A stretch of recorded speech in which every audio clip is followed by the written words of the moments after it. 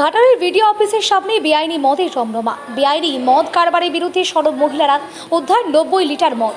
অবৈধ মদ কারবারের বিরুদ্ধে সরব মহিলারা, পুলিশি হানায় উদ্ধার 90 লিটার মদ। ঘাটাল ভিডিও অফিসের সামনে বেশ কয়েকটি দোকান ও বাড়িতে চলছিল বেআইনি মদের রমরমা কারবার।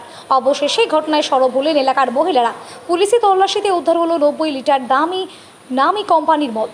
পশ্চিম মেদিনীপুর জেলার ঘাটালের বর্দা চৌকান, রানীর বাজার ও নির্মল বাজার এলাকায় অনেক চায়ের দোকান ও খাবারের দোকানে অবৈধ মদ বিক্রি হয়।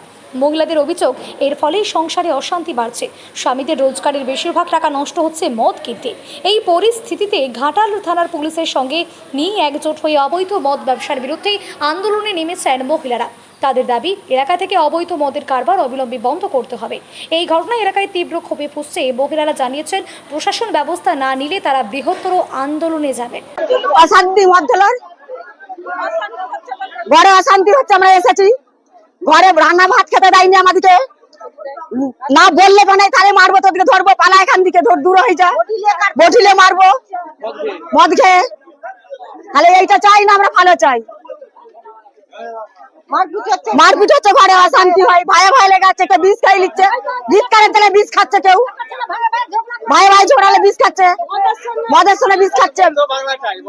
আমরা অত কথা যাই না, আমরা মারকে মারলেও মদ দেবো যেমন না উঠে যাই।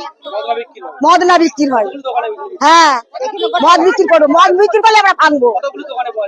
হ্যাঁ প্রত্যেকটা দোকানে রয়েছে এখানে। ওদেরকে বলে দিয়ে গেছি, আমরা বাজার গেছি, ওদেরকে বলে গেছি, আমরা ওদেরকে বলে গেছি যে তোমরা মদ বিক্রি করছে বিডিও অফিস সামনে এখানেতে। পুলিশ প্রশাসন কেউ একটা দায়িত্ব নিয়ে, নমিতা